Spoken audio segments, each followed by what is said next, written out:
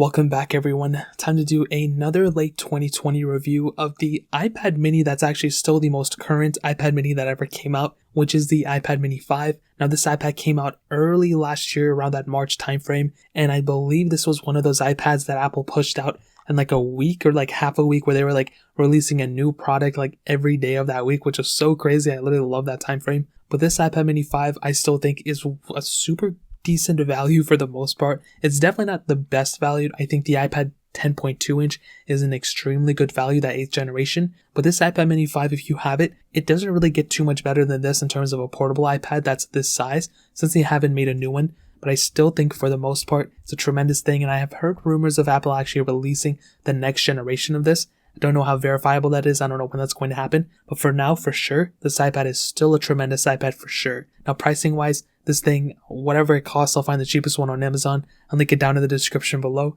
You guys can get it from there and help support the channel at the same time. Now, starting off with the front of this iPad, has that 7.9 inch IPS panel. It's a Retina panel for sure. It's 1536 by 2048. And for sure, at the end of the day, it's not a bad or ugly panel itself. You know, it's not a bad panel like I stated before. It gets the job done. However, there is quite a bit of bezel around this. You know, it has pretty big top bezel, has a pretty big bottom bezel, and it has that home button. So take that as you will. I don't think that should be a deal breaker, but do keep in mind that it is a little bit of an older design. Whether it's a big deal to you or not, that's totally up to you. For me, honestly, I don't think it's going to be that big of a deal. I think it honestly gets the job done, and I don't think it would stop me, from using it or anything, but that is definitely something to keep in mind. On the bottom, it has a lightning port that actually supports the Apple Pencil 1, so if you want to go ahead and plug it in there, you can go and do it and use it as an Apple Pencil. And on the back, you have that standard aluminum frame, which still feels extremely premium. This iPad doesn't feel cheap, which is a huge asset for it. And it also has that single camera setup on the back. Now, hitting on the camera, it's an 8 megapixel sensor.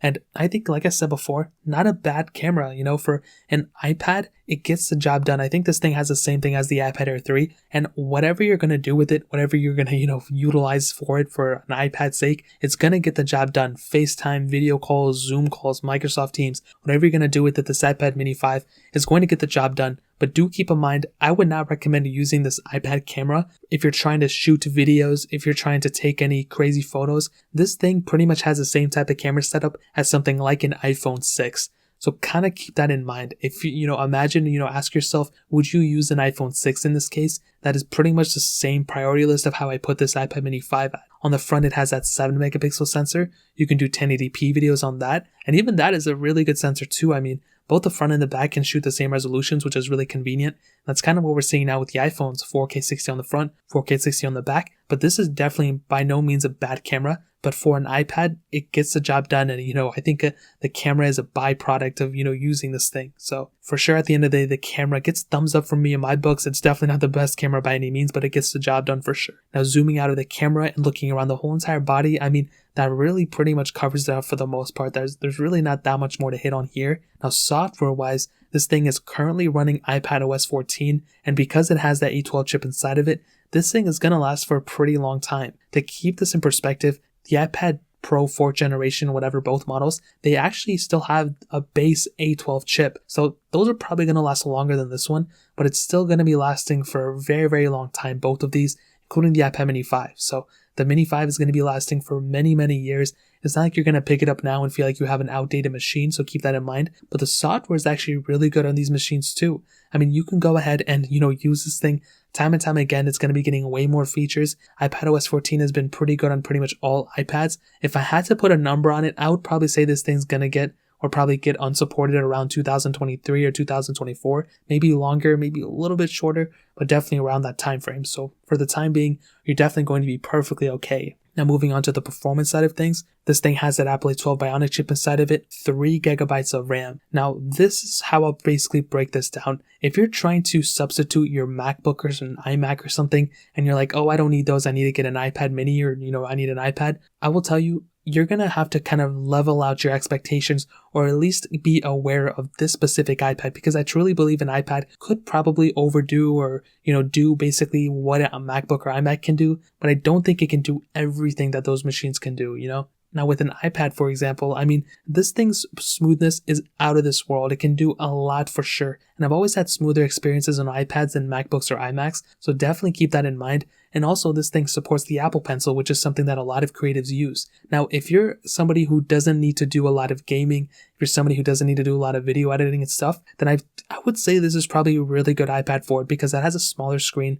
It doesn't really have a crazy big screen, but it's so portable and so light that you can just throw this thing in a book bag, or even put it in a binder or a notebook, put it in your stack of notebooks or something, and take it with you to class, or because mostly everything's online, you can really do everything you need to on this specific iPad. And I think that's a huge asset for this type of machine. But the only downside of this specific iPad, just like how I said with the iPad Air 3, would probably come in the form of the RAM. Because it only has 3 gigs of RAM, that doesn't really make this thing, stand out to me in any way. And I think that's kind of like an average amount of RAM to have in nowadays, considering all iPhones have 4 gigs of RAM, MacBooks and iMacs are only getting more and more RAM, and these iPads are only getting more and more RAM as well. With 3 gigs, I think it's okay for the most part, but you're definitely going to feel like if you're running a lot of these big games, if you're running a lot of these bigger apps, you're going to find yourself having a lot of programs closing out in the background. I'll give you an example. If you're a student and you're writing out a paper, let's say it's your final paper or whatever, and you have to go, kind of swipe between, your notebook on your iPad, you have to swipe between, images, and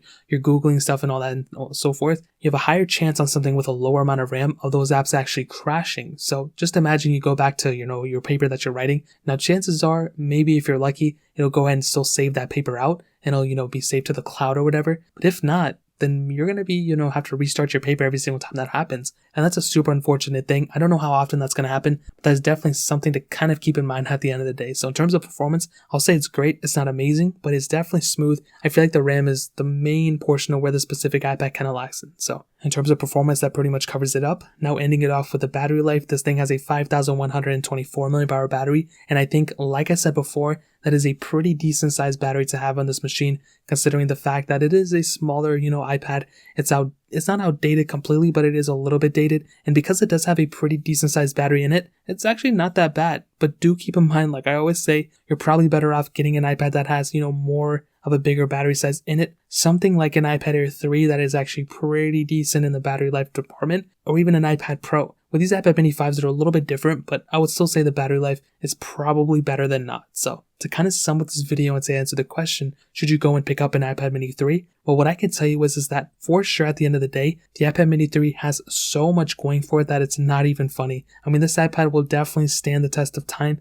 It has a lot of capability, and it's not outdated, it's not ugly, and it has a lot going for it. But I feel like at the end of the day, some certain things with this iPad, it does kind of, rub me the wrong way sometimes.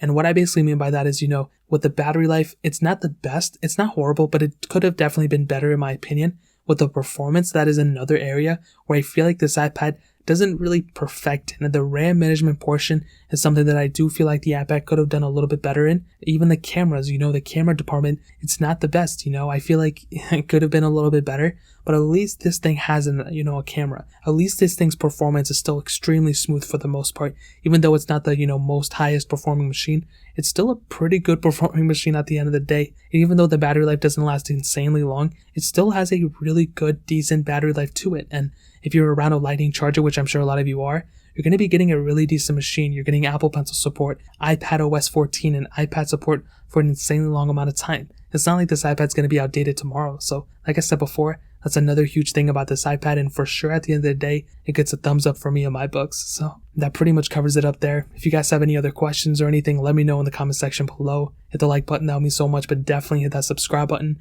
Every single subscriber that we get really does count, so it means so much if you guys can hit that. Also check out the other links down in the description as well. My Twitter, my Instagram, my other channels. More importantly, everything else, I love every single one of you guys. Hopefully I'll catch you guys in the next video. Peace out till then.